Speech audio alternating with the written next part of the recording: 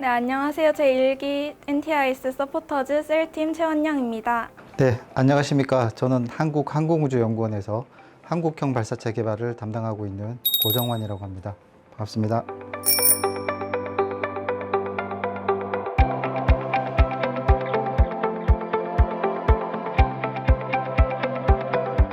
(2015년부터) 개발을 이끌어온 누리호가 발사에 성공했어요.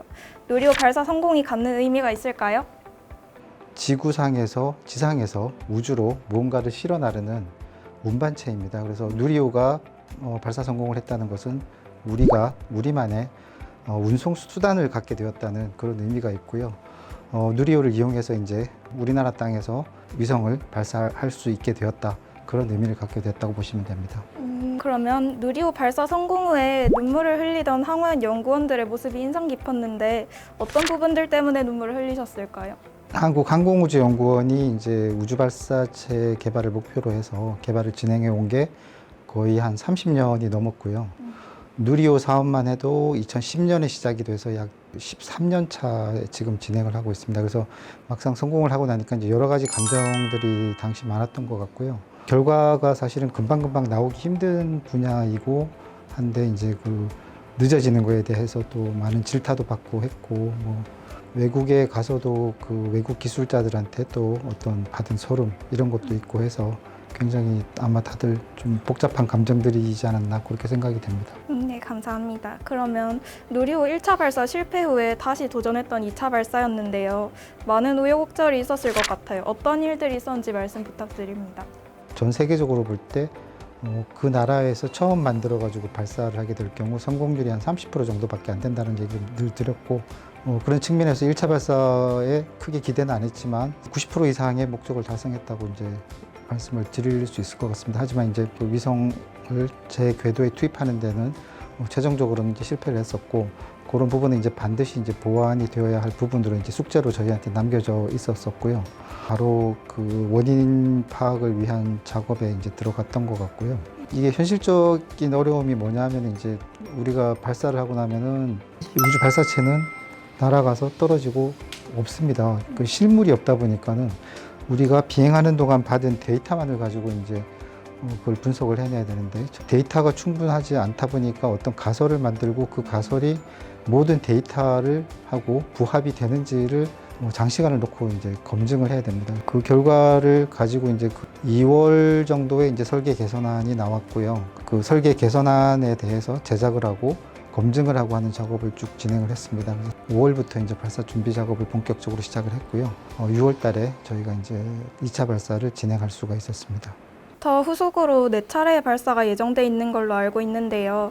4차례 발사되는 누리호는 각각 어떤 역할과 의미를 갖고 발사되는 걸까요? 네. 저희가 계속해서 발사를 해보면서 이 발사체가 제대로 개발이 된 건지 그리고 그 다른 문제가 없는지를 검증하는 작업이 반드시 필수적이고요. 여러 차례 반복 발사를 하면서 신뢰성을 확보하는 것이 중요하고 그런 차원에서 이제 4차례의 추가 발사가 계획이 됐다고 이제 보시면 될 것 같고요. 조그마한 큐브 위성부터 해서 소형 위성, 중형 위성, 우리나라에서 개발된 위성들을 목표하는 궤도에 4차례에 걸쳐서 실어 나르는 그런 그 임무를 가지고 있다고 보시면 되고 각 발사마다 탑재할 위성은 지금 정해져 있는 상태이고요. 저희가 그 누리호가 그런 메인 그 탑재체 이외에도 약간의 여유가 공간이 있기 때문에 추가로 어떤 것들은 이제 더 쉽게 될 것 같은데 그거는 각 발사에 임박해서 아마 결정이 될 것 같습니다. 앞으로의 연구 활동 계획이 있을까요? 누리호를 추가적으로 이제 계속 발사하는 부분이 이제 되게 진행이 될 것이고요.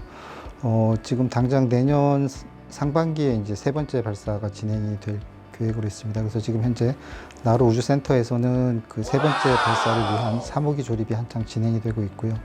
누리호보다 약 3배 정도의 성능을 가지는 차세대 발사체를 개발하는 계획을 현재 정부가 수립을 했고요. 지금 현재 이제 그 사업에 대한 예비 타당성 심사가 진행 중인데 올해 통과가 될 경우에 내년부터 그 차세대 발사체 사업이 착수가 되어서 개발을 시작할 것 같습니다. 그래서 빠르면 내년부터 저희가 그 누리호를 이을 차세대 발사체, 새로운 발사체 개발을 또 진행을 할 것 같습니다. 그러면 앞으로의 목표는 뭐가 있을까요? 이제 우리가 누리호를 이용해서 그 우주로 갈 수 있는 길이 열렸듯이 이런 우주 개발 분야도 이제 본격적인 시작이라고 생각을 하고요. 더 큰, 더 성능이 좋은 것들을 만들어서 우리가 좀 더 멀리, 더 빠르게 갈 수 있는 방법을 찾는 것이 저희가 할 일이 아닌가 생각이 되고요. 그런 일들이 계속 이어지면서 우리나라가 우주 개발에서 큰 역할을 할 수 있도록 하는 것이 저희 목적이 될 것 같습니다. 저도 그랬지만 흔히 어린 시절에는 우주 비행사를 꿈꾸고는 하는데요. 이 분야를 전공하시게 된 게 어린 시절에 꿈이셨나요? 그 로봇 만화 이런 거에 굉장히 심취를 했었습니다. 그래서 뭐 아톰이라든지 뭐 제가 굉장히 많이 열심히 본 거는 로봇 킹이라는 뭐 그런 만화가 있었고, 하여튼 그래서 로봇 만드는 그런 사람이 돼야 되겠다고 어릴 땐 생각을 했었는데, 뭐 그렇게 많이 차이가 나지는 않지만 하여튼 교육을 받고 공부를 하고 하면서 이제 우주 쪽에 이렇게 발을 들이게 되었고, 이 분야 우주 쪽의 분야도 굉장히 나름의 그런 매력이 많이 있는 분야인 것 같고요. 누리호 보면서 앞으로 우주 산업에 뛰어들 후배들이 많아질 텐데요. 후배들한테 전해주고 싶은 격려 한마디 같은 거 있을까요?